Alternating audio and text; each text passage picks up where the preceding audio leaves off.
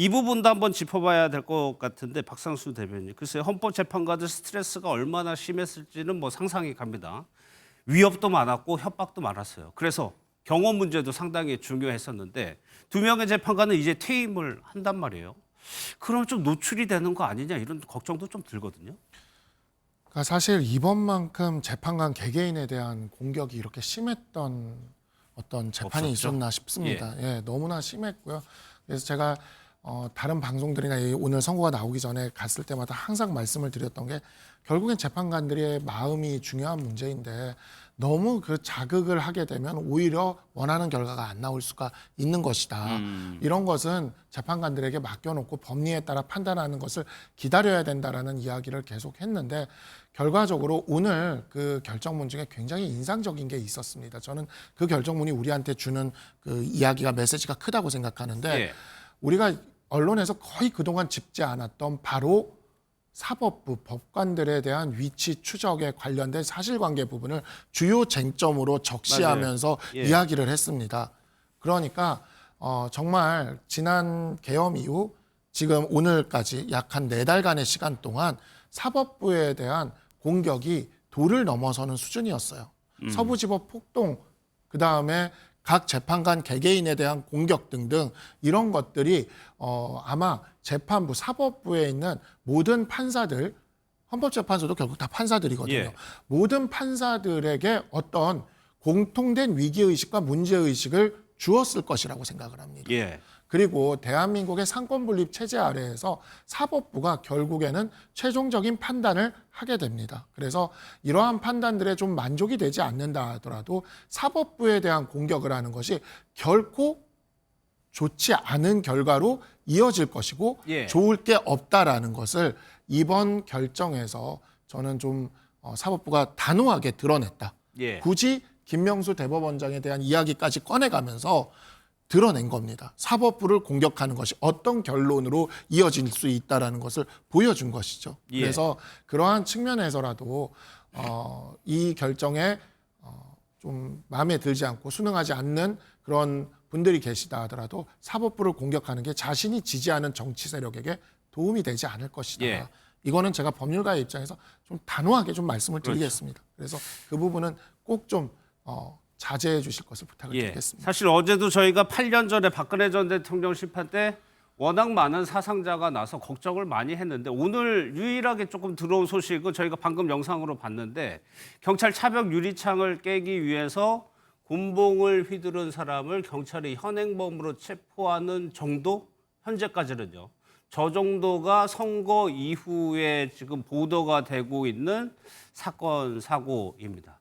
당연히 그래야 되겠죠. 예, 너무 과열이 돼가지고 걱정을 많이 했었는데 현재 지금 빠르게 좀 일상으로 현재 정상의 모습으로 좀 찾아가는 모습입니다.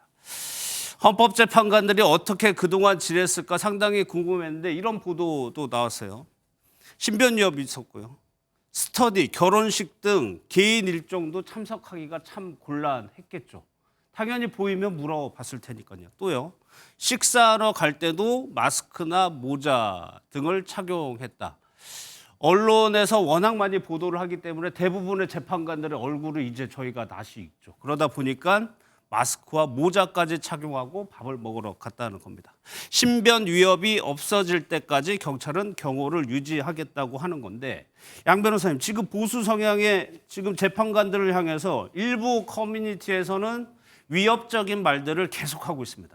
그렇습니다. 짚어주신 것처럼 이 재판관들의 이름을 사실 구인의 재판관이 있어도 누가 헌법재판관인지 이름을 모르는 분들이 원래 많은 게 좀 일반적이다라고 그렇죠. 보여요. 예. 근데 이번 사태를 겪으면서 8명의 재판관의 이름 물론이고 얼굴까지 그리고 정치적인 성향까지 다 이제 보도를 통해서 많은 분들이 접하다 보니까 보수 성향 일부 커뮤니티에서는 정영식 재판관의 배신이 뼈아프다 내지는 김복형 조한창 재판관 회유 안 하고 뭐 했냐라는 이야기도 있고요. 그러니까 재판관들의 정치적인 성향을 이렇게 나누고 정치적인 성향에 맞춰서 판단을 하게끔 하는 마치 강요하는 그런 성토의 목소리로 좀 들리는 부분이 있습니다. 예. 우리가 아무리 모든 사람이기 때문에 천재 재판관들도 사람이기 때문에 정치적인 성향으로 분류할 수는 있겠지만 판단을 함에 있어서 모든 걸 다 제쳐두고 그러한 성향만으로 판단하는 건 사실 기대하기가 어렵잖아요. 그렇기 예. 때문에 조금 결론이 나은 만큼 뭐 양 진영 모두 조금 자제하는 그런 자세가 필요하다라는 생각이 듭니다. 예. 경찰이 안국역 인근 헌법재판소 인근의 안국역을 폐쇄해서 진공 상태로 만들었었는데 4시 32분부로 종료를 했습니다. 그러니까 정상적으로 이제 지하철 3호선은 운행이 되는 겁니다. 빠르게 정상화되는 모습입니다. 걱정 많이 했었는데. 예. 또 하나요. 헌재가요. 이례적으로 국회에 대해서도 쓴소리를 했습니다. 민주당뿐만 아니라 피청구인인 대통령에게도 쓴소리를 했는데 그 내용 한번 살펴보겠습니다. 피청구인이 수립한 주요 정책들은 야당의 반대로 시행될 수 없었고 야당은 정부가 반대하는 법률안들을 일방적으로 통과시켜 제2요구와 국회의 법률안 의결이 반복되기도 하였습니다. 피청구인은 야당의 전횡으로 국정이 마비되고 이를 어떻게든 타개하여야만 한다는 막중한 책임감을 느끼게 되었을 것으로 보입니다. 국회의 권한 행사가 권력 남용이라거나 국정 마비를 초래하는 행위라고 판단한 것은 정치적으로 존중되어야 합니다. 국회는 소수 의견을 존중하고 정부와의 관계에서 관용 그리고 자제를 전제로 대화와 타협을 통하여 결론을 도출하도록 노력하였어야 합니다.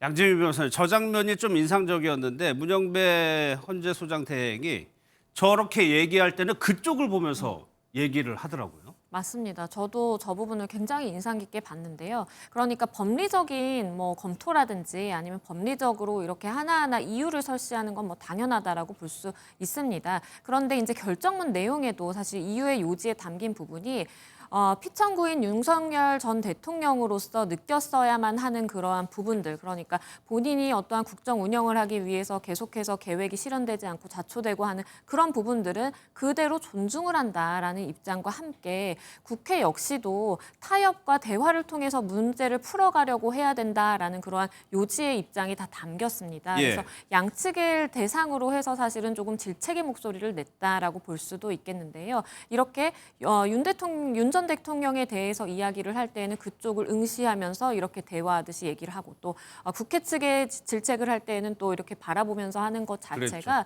사실 이번 선거 전에 좀 모두 발언으로서 사회 통합이라든지 그런 메시지를 낼 것으로 좀 예측이 됐었는데 바로 선거에 들어갔거든요. 그래서 그러한 목소리를 내지 않는 건가라는 좀 생각도 들었는데 이렇게 결정문에 담음으로써 양측을 조금 질책하면서도 앞으로는 어떻게 해야 되는지 그 나아갈 방향에 대해서 제시를 했다라고 봅니다. 말씀하신 대로 사회통합 메시지가 담길 것이다 예측이 있었는데 오히려 야당과 대통령에 대해 쓴소리를 했습니다. 이 성치훈 부의장께 이 부분 제가 여쭤볼게요. 네. 뭐라고 했냐면 피청구인이 대통령이 국회의 권한 행사가 권력 남용이라거나 국정마비를 초래하는 행위라고 판단한 것은 정치적으로 존중돼야 한다고 했습니다. 그렇죠. 그러니까 그 설명들이 그렇게 생각을 할 수는 있으나 그런 상황이라 하더라도 그렇게 판단을 하더라도 국회가 권한을 남용했다고 판단한다 하더라도 그런 방식으로 비상계엄을 하는 건 부적절하다. 이 설명을 하기 위해 사실 얘기한 것이거든요. 예. 그리고 윤석열 대통령 측에서 그렇게 비상계엄을 우리는 이런 이유 때문에 했다. 왜 야당이 국회 다수당으로서 법안을 여당의 협의 없이 통과시키고 이런 것들을 지켜볼 수 없었기 때문에 계엄을 했다라고 방어를 했기 때문에 그걸 깨는 과정에서 야당의 민주당의 그런 입법적인 그런 부분에 대해서도 지적을 한 거라고 생각합니다. 저는 그런 부분 민주당도 좀 중하게 받아들여야 된다고 생각합니다. 왜냐하면은 아무리 우리가 할 얘기는 또 있습니다. 왜냐하면은 윤석열 대통령이 임기 내내 야당을 국정의 파트너로 인정하지 않았죠. 그리고 야당 대표 만나주는데도 거의 2년이 넘는 시간이 걸렸었고 본인과 의사를 달리하는 집단, 민주당이나 다른 시민단체들에 대해서는 뭔가 반국가 세력이다라고 지정을 하고 뭔가 계속해서 대화의 파트너로 정치의 파트너로 인정해주지 않았습니다. 예. 그런 상황에서 민주당이 할 수 있는 게 없지 않느냐라는 당내 목소리나 뭐 시민사회 목소리도 있습니다만 그렇다 하더라도 저는 헌재가 국회도 너네도 대화, 소수의 목소리를 존중해야 되고 대화와 타협을 위해 노력을 해야 된다는 걸 지적을 했다면은 예. 저희는 이걸 겸허히 받아들이고 그렇다면 우리가 어떤 방향으로 또 이 국회 운영을 해야 되는지에 대한 입장 표명이나 유감 표명이나 예. 국민들에 대한 메시지도 더 추구적으로 나와야 된다고 생각합니다. 예, 민주당에 던지는 메시지 또 하나 박상수 대변 이 부분이에요. 피청구의 대통령입니다. 총선에 나타난 국민 의사를 수용했어야 했다. 야당을 배제하려는 시도를 해서는 안 된다. 그러니까 계엄이라는 것이 아니고 정치적으로 풀 수도 있고 법적인 제도들이 있는데 그거를 활용하지 않았다는 취지의 얘기를 했었거든요. 저는 이제 이 결정이 나올 때 예상을 얘기할 때 이 기각은 도저히 안 될 거다라고 얘기를 했던 이유가 예. 그리고 소수 의견이 나오기도 힘들 거라고 얘기를 했던 이유가 만약에 기각에 대해서 소수 의견이라도 나온다면 자 계엄의 합법적일 소수설에 대한 것이 헌법 교과서에 실릴 거거든요. 이 결정문은 대한민국이 사라지지 않는 한 대한민국의 헌법 교과서에 영원히 실릴 결정문입니다.